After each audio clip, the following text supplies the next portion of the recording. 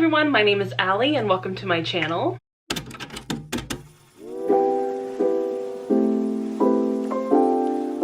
And today I really wanted to do a more laid back, casual, sort of chatty video. I feel like these kind of videos have been doing really well on my channel lately, and I love getting to talk to you guys about like a specific topic that I've had on my mind lately. I think it's a lot of fun to kind of get these thoughts out onto my channel and put them into a video that sort of centers that topic specifically instead of just a random reading vlog. And this is a topic that I have spoken about a lot in different reading vlogs because I consider myself to be a pretty strong fantasy reader. I would say a pretty good percentage of my yearly reading consists of fantasy novels, whether they're adult or YA. And because it's been true year after year, I feel like this has kind of been brewing within my mind for a while. And it's just some of the interesting developments that I've seen in fantasy books that have been published within the last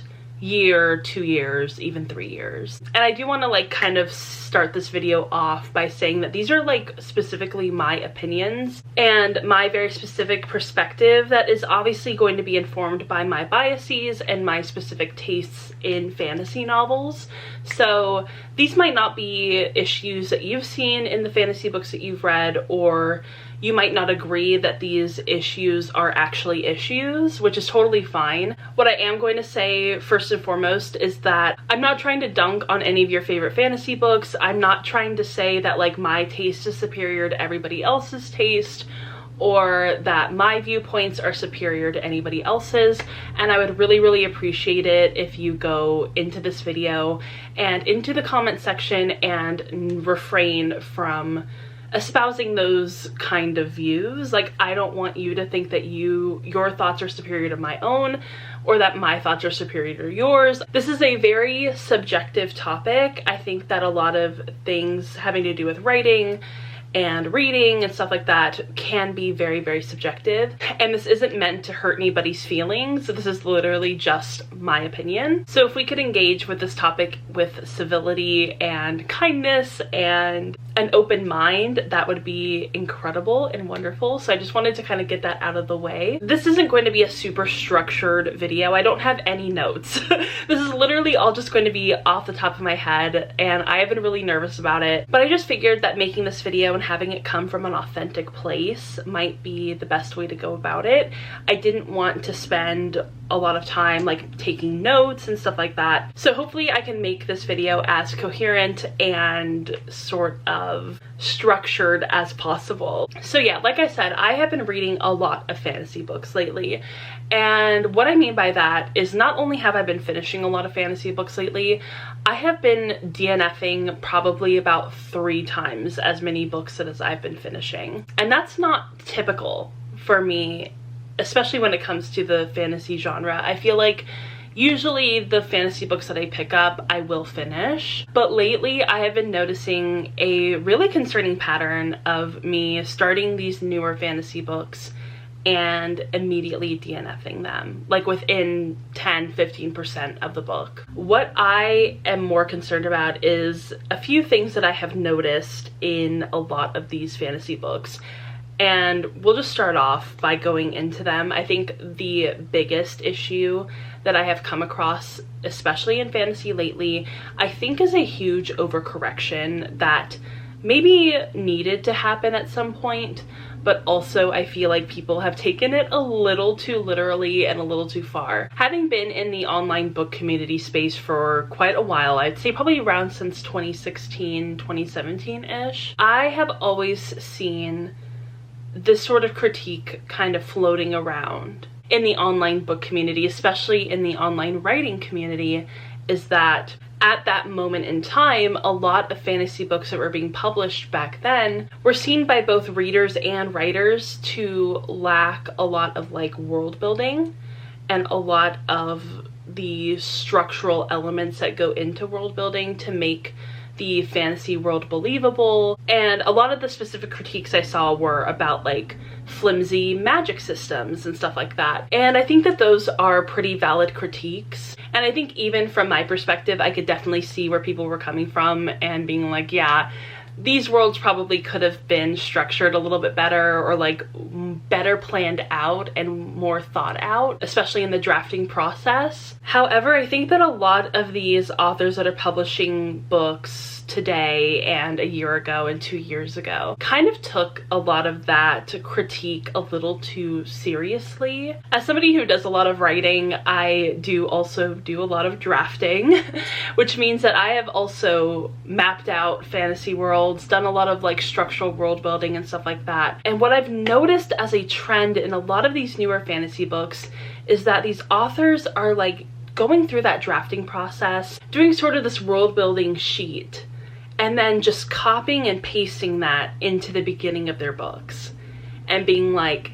here's how the world works, here's all of the history, here's how the magic system works, and going almost like in bullet point increments of, I am going to info dump to you every aspect of the world building that I did in the drafting process, and now you can't critique me for saying that I have like a flimsy world or that a flimsy magic system. And so I view that as a huge overcorrection. I've seen this happen in countless fantasy books that I have started and almost immediately DNF'd. Personally, I don't like info dumping. I just don't. I think that when you're going to write a fantasy book, it is so imperative to not only make sure that your world can kind of like hold up to scrutiny, but also that the way that you are introducing your fantasy world is more natural and kind of more incrementally implemented into the story, rather than, my name is insert fantasy character and I live in the world of insert fantasy world name, and this is the history of our fantasy world. And you know what, actually I just recently watched a movie. I finally watched the movie Wish, and Wish also does this. So if you've seen that movie, you can kind of get a sense of what I'm talking about here, is that in the movie Wish, they immediately just like go through the entire history of what this kingdom is, how it was created, all of the history behind it, all the history behind the characters, and all of the implications that has in this fantasy world. And then it's like, why did you tell me that within the first 5 minutes of this movie? Like, you really didn't need to do that. It doesn't really add anything to the story. It doesn't tell me anything. All it does is make me feel like I'm sitting through a history lesson, which I'm not really going into a fantasy novel hoping to get a history lesson on a fantasy world. That's just not my intention. Maybe it's other people's intentions, and that's totally fine. But for me personally, not for me. Personally, as a reader, I don't need to know the ins and outs of the fantasy world and the magic system within the first 20-30 pages of the book.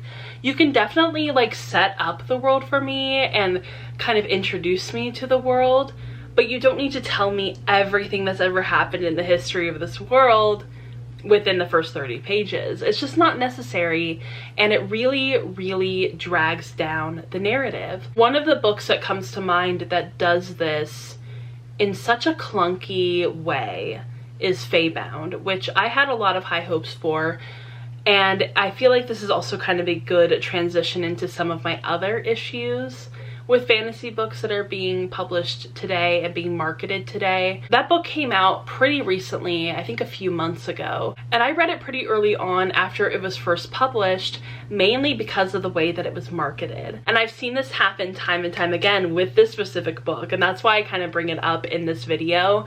I didn't really want to include a lot of examples because I don't want to drag any certain book or author or fan base or whatever, but I feel like this is such a good example of a lot of the things that I've seen that don't really vibe very much with me. And that is, not only did this book completely and thoroughly info dump everything in the first like 50 pages of this book, I also had a huge issue with the way that it was marketed to readers. And I continually saw this on Twitter where there were people who I'm friends with or that I follow who were really excited to get into this book because of the way that it was marketed as like enemies to lovers and sapphic romance and as kind of like a romantasy. And I feel like all three of those tropes or concepts or whatever are pretty loaded, especially in the book community. There's kind of a lot of expectations that go with sapphic romance or enemies to lovers romance or romantasy,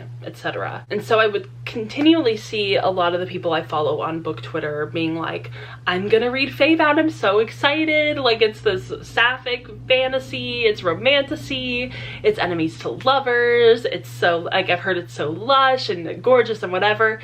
And then I would watch them pick this book up and read it, and not even slowly but surely, but like pretty quickly, they would start to be like, oh, I didn't realize this was going to be that kind of book. It was completely mismarketed. The marketing relied way too heavily on the very lackluster and sort of like brushed under the rug tropes that it had going on. Was there sort of an enemies to lovers romance? Kind of, I guess. Like, technically, yeah, there was. Was it the main point of the narrative? No, not even like a secondary point. It was like very, very below the surface of the rest of the plot, which a lot of the plot was built around this huge info dumping that happened continuously throughout the book. And then be like, oh well, like the sapphic romance, yeah, there's like technically sapphic romance in this book. Is it the driving force of the narrative? Is it even a secondary plot? Kind of, not really. It's not quite as exciting as the marketing made it out to be, and I can't even imagine why the publisher would push this as a romantasy when it's very, very clearly not romantasy. When I personally think of a romantasy book, I think of pretty much equal parts romance and fantasy. This book was like this much romance and this much fantasy, and it relies very heavily on info dumping of world building and magic systems and stuff like that. It reads very much like a history book rather than a fantasy book, which is a little unfortunate because it was such a hyped book and so many people were excited about it, but I just continually watched so many readers start this book and become completely disillusioned with it. And I think that that's something that the publishing industry has to take account for and has to kind of like have some sort of understanding of, because I don't know if they are completely aware of this phenomenon, because I've seen it happen time and time again. It's not just Feybound, it's so many other books that get marketed based solely around tropes, solely around vibes, because a lot of the current sentiment around the online book community is that like, we really like tropes, we really like vibes, that's all we really care about. And I think that the publishing industry has taken that a little too far and taken it a little too literally. Because I know that when I say like, I just want vibes, I'm really, into the vibes of this book, I don't mean that that's like the only thing that I care about. I very obviously care about like character and interpersonal relationships and narrative structure and stuff like that. But vibes are important, they're just not the most important thing. And I've seen a lot of other people critique the publishing industry for this as well, is that like, we don't want books to be solely marketed to us based on tropes that may or may not even be present within the book that you're trying to market to us. Like, I don't want you to market a book as enemies to lovers if that isn't a major plot point within the book. Like, sure, if it's there, that doesn't just mean that you get to market it that way because it's like 2% of the book. And I think that because authors and publishers are so obsessed with and focused on tropes specifically, we lose a lot of like character development. and writing styles and creating interesting narratives. And I think that that's really what's at the heart of fantasy novels, and we lose that when we're so focused on tropes, so focused on creating the most infallible world building possible. And really I feel like this all comes back to publishing, and I feel like that's kind of just like the tale as old as time. Is I don't want to put this on the authors, because I don't think that it's necessarily the author's fault. I think it really comes down to what publishing prioritizes, what they want to market to us, and how quickly they're trying to push out these books. I remember when I first kind of got into the online writing community space, that like people would say that publishing is really slow, and that from like acquisition to actually like publishing the finished novel could take quite a while. And I was like, okay, that makes sense. You know, you want to put out the best product that you possibly can. But I have been seeing lately smaller and smaller times between acquisition and publishing the book, like the physical finished copy. And that kind of concerns me, and I think that that might play some sort of role into why fantasy books have just not been up to the same quality as they have been in the past. I feel like the publishing industry is really pressuring authors to quickly write their books, quickly edit them, and then quickly send them out into getting like, you know, arcs and final copies and stuff like that. I don't know if anybody else has noticed this. I don't know if it's just something that like I have made random connections in my head with. I could be totally off base and that's fine, but I really feel like publishing is trying to get these final products out so quickly that it is sacrificing quality. And I feel like that's why sometimes when I read newer fantasy books, they do kind of feel like a lot of the drafting process has just been like copy and pasted and sort of Frankensteined together into making a final product that doesn't really make narrative sense, isn't really interesting to read, doesn't really have like a specific voice or like a unique creative voice to it. It feels a little robotic to me. What I love so much about the fantasy books that I have enjoyed is that like they explore really interesting and complex characters. They interact with the world in a more natural and human kind of way. Just because you are the main character of a fantasy novel does not mean that you are going to know every single tiny minuscule aspect of your fantasy world. And I love when authors can kind of recognize that and be like, my main character isn't going to know the ins and outs of everything about their world, and I can't tell you that until they learn it. And I love that about fantasy novels. I love getting to interact with this world at the same time as the character is. And I feel like that's kind of been lost a little bit in recent fantasy novels. Not every single one of them, but just a lot of the ones that I have started and not finished. I love when an author has a very, very distinct writing voice. I think that that's a lot of fun, especially in fantasy. It makes a book stand out from the crowd for me. I love when there are tropes that are within these fantasy books, but they're done in interesting ways, or they make narrative sense, or they're deeply and complexly explored. And that's what I want to see more of in the future. I think, you know, and I want more like fun and silly concepts, things that are a little bit more whimsical and interesting and aren't taking themselves way too seriously. I just think that currently the fantasy genre itself has a little bit of an identity crisis. It doesn't really know where it's wanting to go in the future. I don't know if it's because it's just been like fully so inundated with like a lot of content, because we went through a huge fantasy boom back in like 2019-ish, around that era of like 2018 to like 2020-ish. So many fantasy books, even a little bit before then too, like 2015 to 2017.